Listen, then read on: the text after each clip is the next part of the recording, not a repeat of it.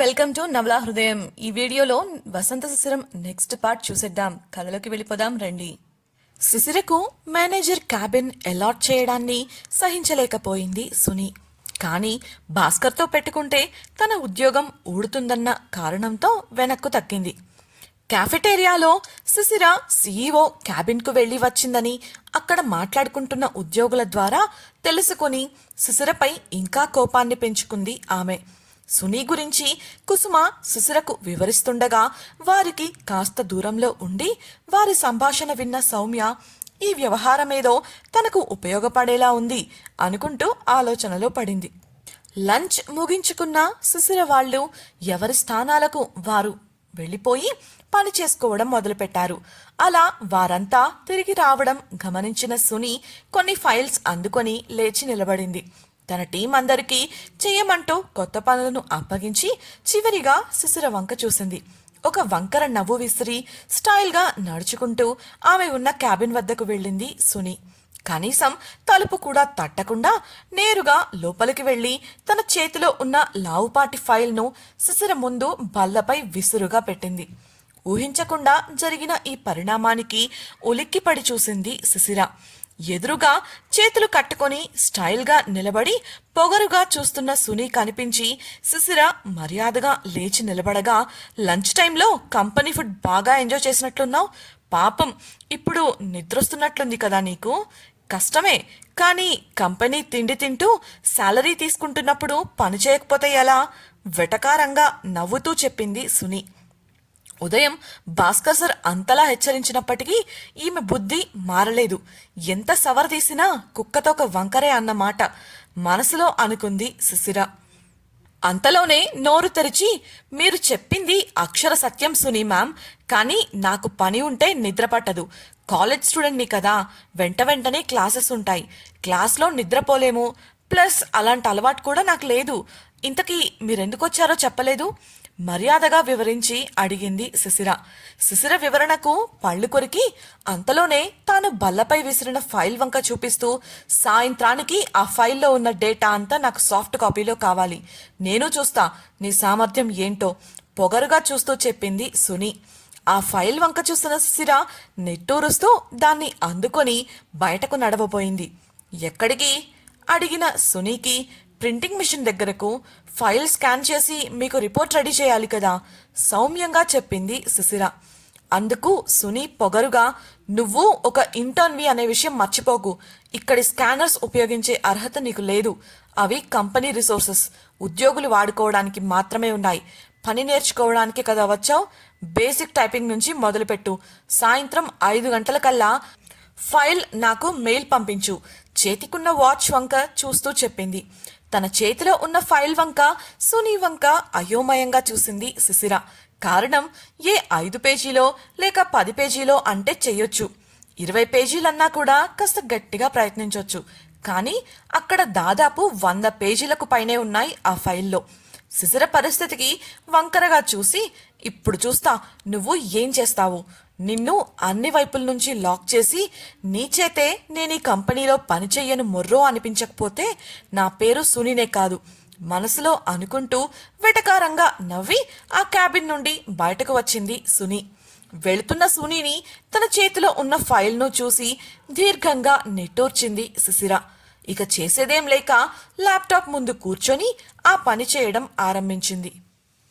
ఒక ముఖ్యమైన క్లయింట్తో ల్యాప్టాప్లో మీటింగ్లో ఉన్నాడు వసంత్. అతడి క్యాబిన్ బయట పనిచేసే ఉద్యోగులంతా ఎవరికి వారు తమ తమ పనులలో తలమునకలయ్యారు. తన ల్యాప్టాప్ తీసుకొని శబ్దం రాకుండా నడుస్తూ అక్కడికి చేరుకుంది సౌమ్య. ఎవరి పనుల్లో వారు ఉండటం గమనించి మెల్లగా తలుపు తెరుచుకొని వసంత్ క్యాబిన్లోకి అడుగుపెట్టింది. ఓరకంట ఆమె రాకను గమనించిన వసంత్ మరుక్షణమే అవేవి పట్టించుకోనట్లుగా తన దృష్టిని ల్యాప్టాప్ స్క్రీన్ పైకి మరల్చాడు. న్యూయార్క్లోని స్మార్ట్ వర్క్ గ్రూప్ బ్రాంచ్తో కలిసి పనిచేస్తున్న ఒక ముఖ్యమైన కంపెనీ మేనేజర్తో ఆ కాల్ నడుస్తోంది. కాల్లో ఉన్న వాతావరణం చాలా గంభీరంగా ఉంది. లోపలికి వచ్చిన సౌమ్య వసంత్ మీటింగ్లో ఉండటం గమనించి వెళ్ళి పక్కనే ఉన్న సోఫాలో కూర్చొని అతడి మీటింగ్ ముగియడం కోసం ఎదురు చూస్తోంది. వసంత్ కూడా అప్పటి వరకు స్పీకర్లో కాల్ మాట్లాడిన వాడల్లా ఒక్కసారిగా హెడ్ ఫోన్స్ కనెక్ట్ చేసుకున్నాడు. పావుగంట అరగంట అంటూ సమయం గడుస్తుంది కానీ వసంత్ మీటింగ్ పూర్తి కావడం లేదు. అంత సమయం గడిచినా సౌమ్య అక్కడి నుండి వెళ్లడం లేదు. అది గమనించిన వసంత్ కాల్లో ఉన్నవారికి 10 నిమిషాలు బ్రేక్ ఇచ్చి తన హెడ్ ఫోన్స్ తీసి పక్కన పెట్టాడు. అప్పటి వరకు నార్మల్గా చూస్తున్నట్లు చూస్తూ అతడికే సైట్ కొడుతూ కూర్చున్న సౌమ్య వసంత్ బ్రేక్ తీసుకోవడం గమనించి ఉత్సాహంగా అతని దగ్గరకు నడిచింది. హాయ్ వసంత్, ప్రాజెక్ట్ విషయంగా కొన్ని డౌట్స్ ఉన్నాయి, అందుకే వచ్చాను అంటూ అతని ముందు డెస్క్ పై తన ల్యాప్టాప్ పెట్టబోయింది. అయితే ఆమె ఆ పని చేసే లోపే, మీరు ఆ విషయంగా భాస్కర్ గారిని కలవడం మంచిది మిస్ సౌమ్య. మీ ప్రాజెక్ట్ ని లీడ్ చేస్తోంది ఆయనే, సూటిగా గంభీరంగా చూస్తూ చెప్పాడు. ఆ మాటకు ఆమె ముఖంలో నిరాశ ఆవహించగా వెంటనే సర్దుకుంటూ, ఇక్కడ నాకు తెలిసింది నువ్వే కదా వసంత్, అందుకే నేను నీ దగ్గరకు వచ్చాను. ప్రాజెక్ట్ భాస్కర్ గారు నడిపిస్తున్నప్పటికీ నిర్ణయాధికారాలు నీవే కదా, ప్లీజ్ నాకు హెల్ప్ చేయవా, కాస్త క్యూట్గా ముఖం పెట్టి అంది. అందుకు వసంత్ ఎలాంటి మొహమాటం లేకుండా తన ఫోన్ చేతికి తీసుకుంటూ, ఒక కంపెనీలో పనిచేసేటప్పుడు అక్కడి హైరార్కీ, వర్క్ చేసే విధానం ఎలా ఉంటాయో, ఎలా పనిచేస్తూ ఉంటారో మీకు తెలియనివి కావు మిస్ సౌమ్య, ఎవరి పనులు వారు చేస్తేనే బాగుంటుంది అంటూ తన బల్లపై ఉన్న బెల్లును నొక్కాడు. అంతలో అతడి మాటలకు హర్ట్ అయినప్పటికీ తేరుకున్న సౌమ్య, ఓకే దెన్ వసంత్, ఎలాగో కాల్ పూర్తయింది కదా, మనం ఎందుకు కలిసి కాఫీకి వెళ్ళకూడదు, మీటింగ్లో నువ్వు కూడా స్ట్రెస్ అయి ఉంటావు కదా అని నవ్వుతూ అడిగింది. అందుకు వసంత్ ఆమె వైపు కూడా చూడకుండా, నాకు చాలా పనులున్నాయి మిస్ సౌమ్య, ఇకపై మీకు ఎటువంటి డౌట్స్ ఉన్నా భాస్కర్ క్లియర్ చేస్తాడు, లేదంటే మీరు మిస్టర్ కిషోర్ని కూడా అడగొచ్చు, నాకు ఇలాంటి వాటికి టైం ఉండదు ఫైల్లోకి చూస్తూ చెప్పాడు.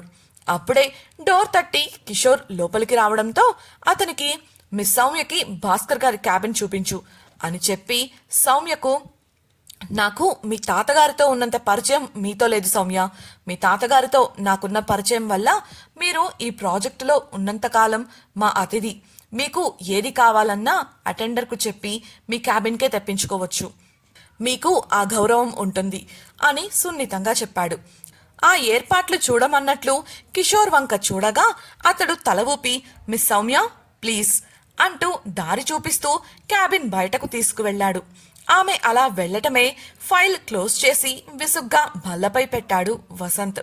కిషోర్ సౌమ్యను భాస్కర్ క్యాబిన్కు తీసుకువెళ్లగా కాదని వెనక్కి వెళితే దొరికిపోతాను అనుకుంటూ తనకు తెలిసిన విషయాలని తెలియనట్లుగా భాస్కర్తో డిస్కస్ చేయడం మొదలుపెట్టింది ఆమె. అక్కడి నుండి నేరుగా వసంత్ క్యాబిన్కు వెళ్లిన కిషోర్ డౌట్స్ అంటూ నేరుగా క్యాబిన్కే వచ్చేసింది. ఏంటి విషయం అల్లరిగా అడిగాడు. అతని వంక కోపంగా చూసిన వసంత్ ల్యాప్టాప్ స్క్రీన్పై మీటింగ్ కాల్ రావడం గమనించి హెడ్ ఫోన్స్ చేతికి తీసుకుంటూ, తనింకోసారి ఇక్కడికొస్తే నీకు పగులుతుంది సీటు కాస్త గట్టిగా చెప్పాడు. కిషోర్ అద్దరిపడి ఏదో అనబోయేంతలో హెడ్ ఫోన్స్ పెట్టుకొని మీటింగ్ జాయిన్ అయ్యాడు వసంత్. ఇక ఏమీ అనలేక తనలో తనే, ఈ ప్రాజెక్ట్ నాకు చావుకొచ్చినట్టుంది, ఈ ముచ్చుమొహం దాని వల్ల ఇక నుండి నేను ఈ వాచ్మెన్ ఉద్యోగం కూడా చేయాలి, తనలో తనే గొణుక్కుంటూ బయటకు నడిచాడు కిషోర్. Farm house. కాలేజ్ అయిపోగానే ఇంటికి చేరుకున్న మధు వీణలు వంటగది చూసి తెల్లముఖాలు వేశారు. సింకులో అంట్లు, స్టవ్ పై నూనె మరకలు, స్టవ్ పక్కన కూరగాయల తోళ్లు. ముందుగా తేరుకున్న వీణ, ఇంకా ఏంటి చూస్తున్నావు, పద డ్యూటీ ఎక్కుదాం అని చెప్పగా పళ్ళు కొరుకుతూ సింక్ దగ్గరకు నడిచింది మధు. మా ఇంట్లో నేనెప్పుడు తిన్న పళ్ళం కూడా కడగలేదు, ఏ పని చేయలేదు, అలాంటిది ఆ ఉమా ఇక్కడ నా చేత ఆ పని ఈ పని అని లేకుండా అన్ని పనులు చేస్తోంది. చేతిలో ఉన్న కడిగిన గిన్నెను టబ్బులోకి విసిరి చెప్పింది మధు. ఆ శబ్దానికి హాల్ ఊడుస్తున్న వీణ గబగబా పరిగెత్తుకొచ్చి, జాగ్రత్త మధు, చొట్టలు కాని పడ్డాయా, ఆ ఉమ చేతిలో మనం ఖాళీ భయంగా చెప్పింది. ఆ పడితే ఏంటట, అసలు దానికి ఎందుకు మనం ఇంకా భయపడాలి విసుగ్గా అంది మధు. భయపడాల్సింది ఉమకు కాదు, తన పైకి వస్తున్న భూతానికి మధు. బాగా ఇరుక్కున్నాం, మనం ఏం చేయలేము దిగాలుగా చెప్పింది వీణ. చెయ్యగలం అన్న మధు మాటకు ఏం చెయ్యొచ్చు ఆశగా అడిగింది వీణ. ఈ ఇంట్లో ఉన్నప్పుడే కదా ఆ దయ్యం ఉమను ఆవహిస్తోంది, ఈ ఇంట్లో ఉంటేనే కదా మనం ఇక్కడ పని చేయాలి. ఇల్లు మనం ఖాళీ చేసేస్తే ఉత్సాహంగా చెప్పిన మధు సలహాకు నీరుగారిపోయింది వీణ. ఆమెను అలా చూసిన మధు విషయం అడగగా, నీకు నాకు ఇంట్లో వాళ్ళిచ్చే పాకెట్ మనీతో ఇప్పుడేదో ఈ ఇంట్లో మేనేజ్ చేస్తున్నాం, కానీ ఇక్కడి నుంచి బయటకు వెళితే గది అద్దె కట్టడానికి కూడా అవి చాలవు. ఇక ఆటో ఛార్జీలు, క్యాంటీన్లో తిండి, వారాంతాల్లో సినిమా, షికార్లు అంటే ఎక్కడి నుంచి వస్తాయి చెప్పు? ఉన్న సమస్యను వివరించింది వీణ. అది నిజమే, మరి ఈ పనిదయ్యం గోల తప్పించుకోవడం ఎలా? నీరసంగా డైనింగ్ టేబుల్ వద్ద కుర్చీలో వాలిపోయింది మధు. ఆలోచిస్తున్న వీణ ముఖం ఒక్కసారిగా వెలిగిపోగా, ఐడియా అంటూ టాపు లేచిపోయేలా పెద్దగా సంతోషంగా అరిచింది. Smart work group. తన చేతి గడియారంలో సమయం 5 కావడం గమనించిన సుశిర తన వస్తువులన్నీ సర్దుకొని క్యాబిన్ నుండి బయటకు వచ్చింది. కుసుమ, రూపలకు బాయ్ చెప్పి అక్కడి నుంచి వెళ్లబోయిన శిశిరను అడ్డగించింది సుని. శిశిర అయోమయంగా చూస్తుంటే, నీకు నేను చెప్పిందేంటి, నువ్వు చేసిందేంటి? ఇందుకే నీలాంటి వాళ్లకు అవకాశాలిచ్చి కంపెనీ టైం అండ్ మనీ వృధా చేయకూడదు అనేది.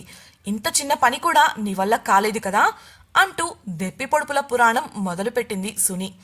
ఆమె దేని గురించి మాట్లాడుతుందో అర్థం కాక అంతా తననే చూస్తూ ఉంటే ఇబ్బందిగా కదిలింది శిశిర. ఇంతకీ సుని దేని గురించి మాట్లాడుతోంది? సునీతో సమస్యలు శిశిరకు ఎప్పటికి తీరుతాయి? సౌమ్య ప్లాన్ ఏంటి? సౌమ్య మనసులో ఏం ఉందో వసంత్ కనిపెట్టేశాడా?